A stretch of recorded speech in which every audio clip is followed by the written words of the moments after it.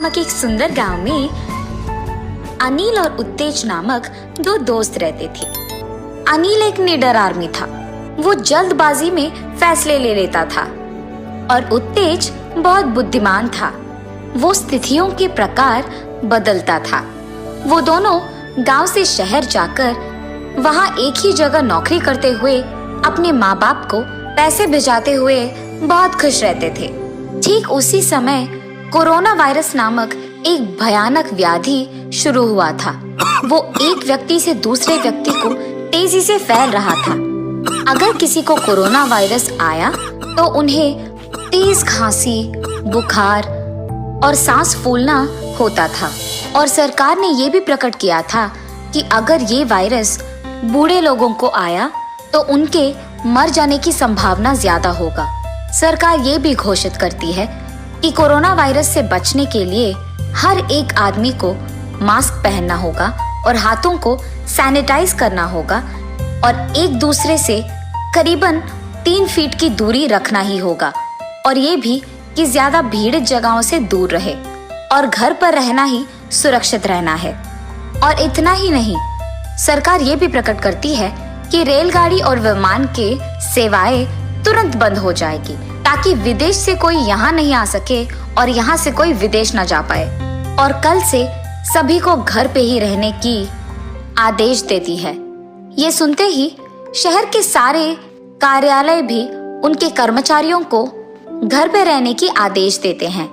ये सुनते ही सारे लोग एक दूसरे से दूर रहते हुए, होठों पे मास्क पहनते हुए और हाथों को सैनिटाइज करते हुए अपने आप को सुरक्षित रखने की कोशिश जारी रखते हैं। अनिल, सभी जगह सब बंद हो चुका है ना, और हमारे कार्यालय में भी हमें घर पे रहने के आदेश दिया गया है। मैं कह रहा हूँ यही सही वक्त है। चलो घर निकल जाते हैं, अपने माँ बाप के साथ रहते हैं और जब ये लॉकडाउन खत्म हो जाएगा तब वापस आ जाएंगे। अरे यार उत्तेज, ये सब लोगों को डराने के लिए कर रहे हैं। ये सब सच नहीं है। अब एक बार घर जाने के बाद 2-3 दिनों में अगर ये खत्म हो गया और हमें वापस कार्यालय को बुलाया गया तो कैसे आ जाएंगे? वो भी तो सोचो। मुझे तो नहीं आना, तुम्हें जाना है तो तुम जाओ। ठीक है अनिल, मुझे तो ये कोरोना वायरस के बारे में सुनकर ही बहुत डर लगने लगा है। मैं तो घर चले जा रहा हूँ, तुम यहाँ सही सलामत रहना। ये कह के उत्तेज वहां से उसके गांव चले जाता है। अनिल उसके दोस्त के चले जाने के बाद अकेले रहते हुए शहर में बिना कोई डर के वैसे ही रहता है जैसे कोरोना वायरस आया ही नहीं हो। सरकार से बार बार सुरक्षित रहने के समाचार आने के बावजूद अनिल उसकी परवाह ही नहीं करता है और ऐसे बहुत दिन बीत जाते हैं। फिर उसके बाद एक दिन शहर में कोरोना वायरस की ज्यादा फैलने के कारण सरकार लॉकडाउन को एक और महीना बढ़ा देती है। ये सुनकर अनिल डर जाता है। क्या एक और महीने का लॉकडाउन? मुझे अपने दोस्त के साथ तभी गांव चले जाना था। अब मैं क्या करूं? ऐसे जब वो सोच ही रहा था, उसको उसके पापा का कॉल आता है और वो फोन उठा के उनसे बात करने लगता है। बेटा, तुम्हारा दोस्त तो यहाँ आ गया, तुम्हें भी उसके साथ आना चाहिए था। इन स्थितियों में तुम्हारा शहर में रहना मुझे ठीक नहीं लग रहा। कम से कम अब तो घर आ जाओ बेटा। ठीक है पापा, मैं सिर्फ कोरोना वायरस के डर में घर नहीं आ रहा था। मैं अब आपके लिए आ जाऊंगा। ये कह के सरकार के चेतावनी देने के बावजूद वो बहुत मुश्किल से उसके घर के लिए निकलता है। अरे, मास्क पहने बिना तुम शहर से यहाँ तक आए हो? ये लो, मास्क पहनो पहले। और बेहतर यही होगा कि कुछ दिन तुम अपने कमरे में ही रहो और बाहर ना आओ, ठीक है? पापा, मैं आपकी बात सुनकर बहुत मुश्किल से शहर तक गांव आया हूँ। आप सरकार के इन उटपटांग समाचारों को सुनकर मुझे कमरे में बंद रहने के लिए कह रहे हो? हाँ, ठीक है बेटा, तुम्हें जो करना है वही करो, ये तुम्हारा घर है। ये कह के वो वहां से चले जाते हैं। उसके अगले ही दिन अनिल को बहुत जोर की खांसी और तेज बुखार आती है। मुझे लगता है कि मुझे कोरोना वायरस आ गया है। मुझे अपने पापा की बात सुनकर अपने कमरे में ही रहना था, पर मैंने तो नहीं सुना और बाहर बहुत घूम लिया। कम से कम मुझे अब अस्पताल जाके अपना जांच करवाना होगा। ये फैसला करके वो अस्पताल जाके डॉक्टर के पास उसका जांच करवाता है। वहाँ का डॉक्टर उसकी जांच करके कहता है कि उसे कोरोना वायरस आया है और उसके साथ ही उसके सारे परिवार का जांच करवाते हैं। फिर उन्हें पता चलता है कि अनिल के कारण उसके सारे परिवार को कोरोना वायरस आया है और उन सबको अस्पताल में रहते हुए उसका इलाज करवाना होगा। जब ये बात उत्तेज को पता चलता है कि उसका दोस्त अनिल और उनके सारे परिवारवासी अस्पताल में कोरोना वायरस के कारण दुखी है, तब वो उन्हें देखने अस्पताल जाता है।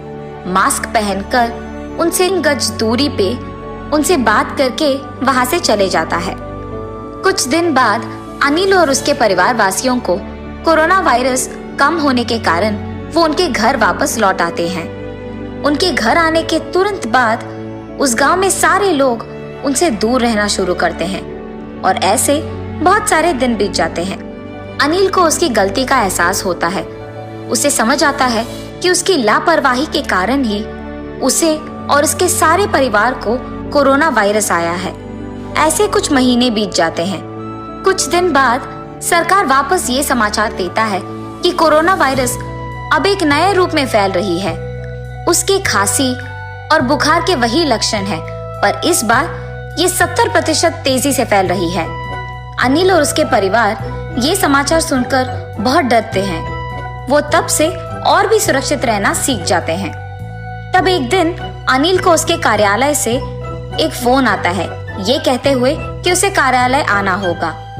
एक बार मेरी लापरवाही के कारण मुझे और मेरे परिवार वासियों को कोरोना वायरस आया है, मेरे कारण। और अब समाचार ये कह रहा है कि नए प्रकार का कोरोना वायरस फैल रहा है। अब अगर मैं कार्यालय चले जाऊंगा तो न जाने क्या हो जाएगा। मुझे यही सुरक्षित रहना होगा। अनिल इस सोच में पड़ जाता है। इतने में उसे ऐसे देख उसके माता पिता उसके पास जाते हैं। क्या हुआ बेटा, किसके बारे में ऐसे सोच रहे हो? इतने में उत्तेज उसके दोस्त अनिल को देखने उसके घर जाता है। अनिल और उसके माँ बाप को बात करते हुए देख वो वहीं दरवाजे के पास खड़े होके उनकी बातें सुनने लगता है। पापा, मुझे कार्यालय से कॉल आया है कि मुझे वहां तुरंत जाना होगा, पर जाने के लिए मुझे बहुत डर लग रहा है। मुझे समझ में नहीं आ रहा कि अब मैं जाऊं कि नहीं। बेटा, जब तक कोरोना वायरस चला ना जाए तुम्हारा कहीं भी जाना सुरक्षित नहीं हो सकता है। और तुम शहर जाओगे तो हम यहाँ तुम्हारे बारे में सोचते हुए बहुत तकलीफ लेंगे। अगर तुम यही हमारे सामने हो तो हम संभल जाएंगे। हाँ बेटा, माँ ठीक ही तो कह रही है। एक बार पहले हमें आ चुका है कोरोना वायरस, अब एक और बार आ गया तो हमें सुरक्षित रहना होगा। ये सब सुनते हुए उत्तेज उनके पास जाता है। अनिल, मैं यहाँ ये पूछने आया था कि तुम मेरे साथ शहर आओगे कि नहीं, क्योंकि मुझे भी कार्यालय से फोन आया है। लेकिन तुम यहाँ बहुत डर रहे हो। पहले तो तुम लापरवाही से अपने को और अपने परिवार को कोरोना वायरस लेके आए हो और अब कुछ ज्यादा ही सोच रहे हो। मैं ये नहीं कह रहा हूँ कि कोरोना वायरस अब चला गया है। मैं बस ये कह रहा हूँ कि अगर हम मास्क पहनकर हाथों को धोते हुए उन्हें सैनिटाइज करते हुए लोगों से दूर रहेंगे तो हमें कुछ नहीं होगा। हमें बस अपने आप को सुरक्षित रखना सीखना होगा। हमें बस हर हाल में स्थितियों के प्रकार बर्ताव अपना बदलना होगा। लेकिन बेटा, जानते हुए मुश्किल घर क्यों लाना? माँ, आप लोग मेरे बारे में सोचते हुए डरो मत। मुझे कुछ नहीं होगा। मैं अपने आप को बहुत सुरक्षित रखूंगा और आप लोग अपना ख्याल रख लेना। मुझे कार्यालय के लिए जाना ही होगा, वरना हमारी नौकरी चले जाएगी माँ। ये कह के अनिल मास्क पहनकर हाथों को सैनिटाइज करके उसके दोस्त उत्तेज के साथ शहर की ओर बढ़ता है। अनिल के शहर जाने के बाद उसके माँ बाप मास्क पहनते हुए और सैनिटाइज करते हुए सिर्फ जरूरी चीजों के लिए बाहर जाते हुए घर पे रहते हैं और खुश रहते हैं। उत्तेज और अनिल दोनों शहर चले जाते हैं।